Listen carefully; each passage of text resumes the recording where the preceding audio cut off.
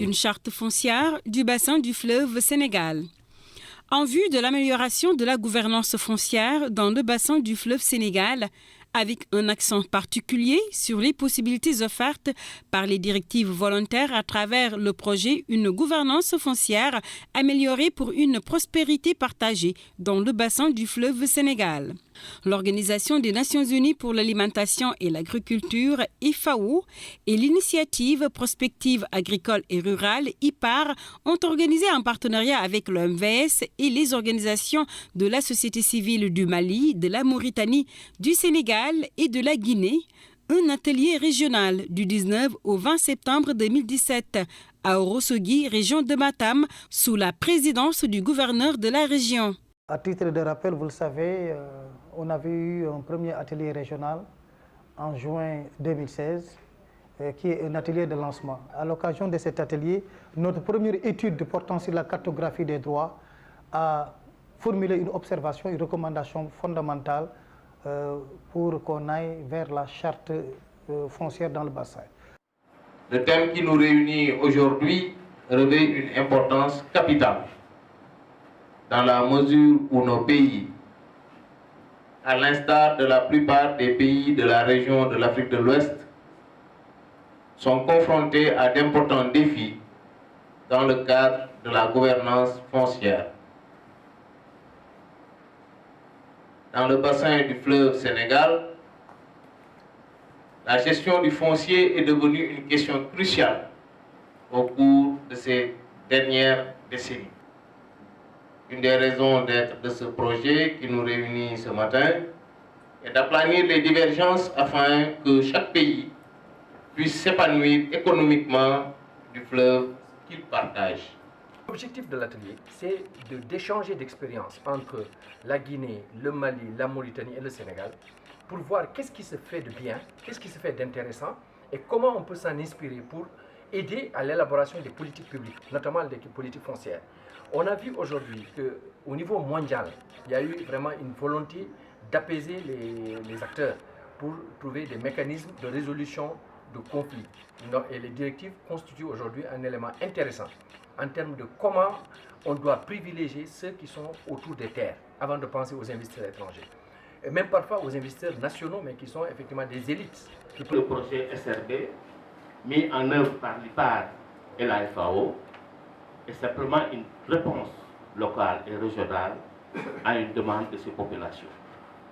Et il est heureux aujourd'hui de se retrouver ici à Ourossogui pour cet atelier qui a pour objectif, n'est-ce pas, d'échanger avec les acteurs des organisations de la société civile et les autres parties prenantes sur la gouvernance foncière à la lumière des directives volontaires de gestion foncière en vue de définir une charte foncière sur le bassin du fleuve Sénégal. Ce projet, en fait, je ne veux pas l'appeler projet. Pour moi, c'est vraiment une initiative globale parce qu'en fait, il est porté effectivement par l'IPAR et par la FAO. Et ce partenariat est un partenariat qui marche et qui nous a permis aujourd'hui de nous retrouver à Matam. Mais il est surtout porté par les acteurs des territoires. Donc les acteurs, que ce soit les acteurs de la société civile, enfin des sociétés civiles, des 4 pays dont je viens de parler, mais également des représentants des autorités nationales, des représentants de la recherche, des représentants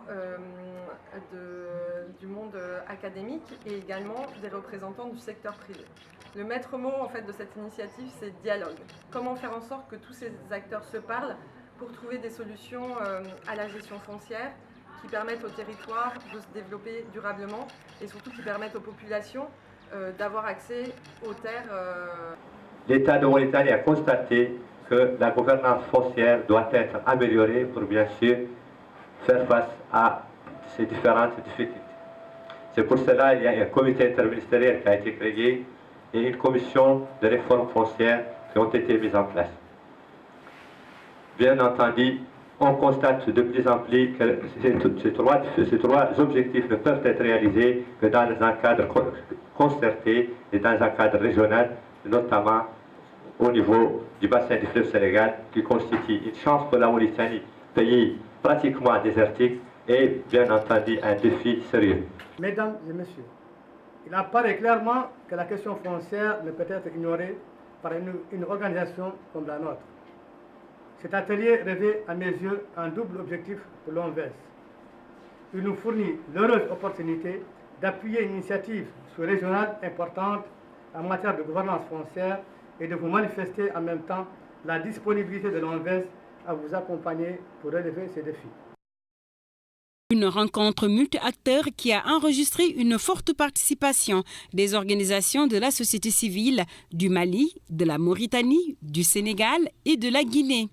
Le projet Une gouvernance foncière améliorée pour une prospérité partagée dans le bassin du fleuve Sénégal, mis en œuvre conjointement par l'IPAR et la FAO, représente une réponse locale et régionale à une demande croissante de nombreux acteurs du bassin du fleuve Sénégal au cours des Reconnaissant le rôle déterminant que jouent les organisations de la société civile dans le combat contre l'insécurité alimentaire, compte tenu de leurs compétences techniques, de leur proximité et de la représentation des populations vulnérables, ainsi que de leur présence croissante sur le terrain, le projet leur consacre ainsi une attention particulière dans la stratégie définie pour atteindre les objectifs visés dans l'implantation d'une charte foncière au niveau du bassin du fleuve Sénégal. La rencontre de Matam visait à échanger avec les acteurs des OSC et les autres parties prenantes sur la gouvernance foncière à la lumière des directives volontaires sur la gouvernance foncière, en vue de définir une charte foncière dans le bassin du fleuve Sénégal. Ainsi, durant 2 jours, une quarantaine de personnes issues d'organisations de la société civile des 4 pays membres de l'OMVS, Guinée, Mali, Mauritanie, Sénégal, et les acteurs clés constitués par les représentants des ministères et structures des États et de l'OMVS, des élus locaux, des services techniques déconcentrés, du monde de la recherche et du secteur privé, ont échangé sur les enjeux et défis de la gouvernance foncière autour du bassin du fleuve Sénégal. Ils ont réfléchi sur l'utilisation des directives volontaires sur la gouvernance foncière dans les projets d'agrobusiness et le bassin du fleuve Sénégal. Échangé également sur la mise en œuvre des directives volontaires et les initiatives en cours sur le foncier et la gestion de l'eau. Ils ont proposé des mécanismes de concertation permanente et inclusive entre les acteurs de la gouvernance foncière, défini une esquisse de charte foncière à la lumière des directives volontaires sur la gouvernance foncière dans l'espace du bassin du fleuve et un plan d'action de mise en place de la charte foncière. L'atelier qu'on vient de clôturer, quand même cet atelier vient à point nommé et qui a été bien réfléchi par rapport au devenir du paysan et du monde en général. Je crois que quand on dit nourriture, on ne peut pas avoir de nourriture sans terre. Et si ces terres-là, qui sont nos patrimoines, nos droits et puis nos raisons d'être, si ça, ce n'est pas réglé, ça veut dire que tout le conflit va venir. À ce niveau, je crois que l'OMVS et l'IPAR ont pris le bon bout. Parce que si je prends l'exemple de l'OMVS, il a beau aménager, si les populations ne sont pas stables, si les différents droits ne sont pas respectés, je crois que ça serait un aménagement où chaque jour il y a des bagarres autour de ces aménagements. Je sors complètement ravie, surtout comblée par l'atteinte vraiment des objectifs et de mes attentes, surtout par rapport à cet atelier, qui a été vraiment un forum, un espace d'échange entre différents pays membres donc, de l'OMVS et qui nous a permis vraiment d'échanger des expériences souvent très identiques mais aussi différentes, très différentes et très riches par rapport à la gestion donc, du foncier, et aussi bien au niveau du Sénégal, au niveau du Mali, de la Mauritanie. Et nous avons eu à échanger et à voir que nous avons des défis communs à relever. Et vraiment, ça a été une très bonne expérience d'échange et surtout de partage. La Guinée est à sa première participation à ce genre d'atelier. Donc, la première impression que j'ai eue,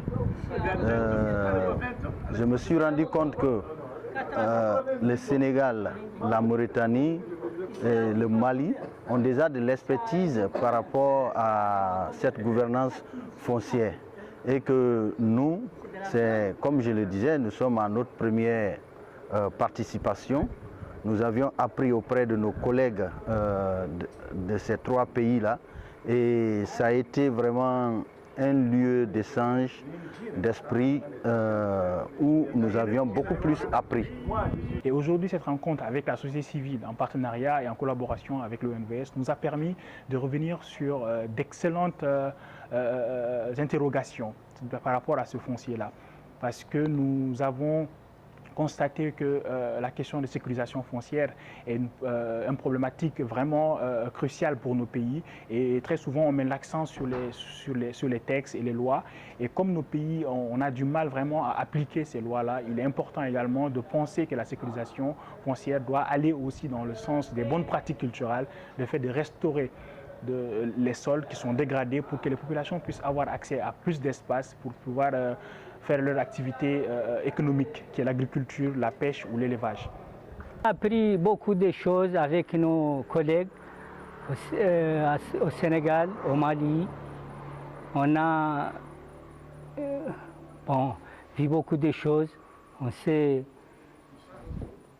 changé les points de vue sur les problèmes qui se posent en général sur le vallée du fleuve Sénégal. Ce que cette charte peut apporter, c'est d'abord de gérer les enjeux, à savoir l'apaisement des conflits, parce que la charte, c'est toujours un instrument juridique et politique aussi, qui doit permettre de pouvoir gérer les conflits, de pouvoir permettre l'accueil des investisseurs, que ce soit l'agrobusiness ou le secteur privé, mais aussi de protéger les exploitations familiales agricoles au niveau du bassin. Donc c'est tout un ensemble d'articles juridiques qui vont permettre de pouvoir sécuriser cette gestion foncière au niveau du bassin du fleuve Sénégal pour permettre à tous les acteurs de pouvoir gérer cette question de manière participative mais aussi de manière responsable. Je vous informe que l'OMVS a accepté de prendre en charge effectivement cette question de la charte parce que bientôt on mettra en place un comité de pilotage présidé par l'OMVS. Nous, on sera membre de ce comité pour travailler techniquement et essayer d'aller vers la matérialisation de la charte. La charte foncière esquissée à l'occasion de cette rencontre régionale à Matam se veut une convention internationale à l'image de la charte des eaux au niveau de l'OMVS, au grand bonheur des peuples riverains du Mali, de la Mauritanie, de la Guinée et du Sénégal.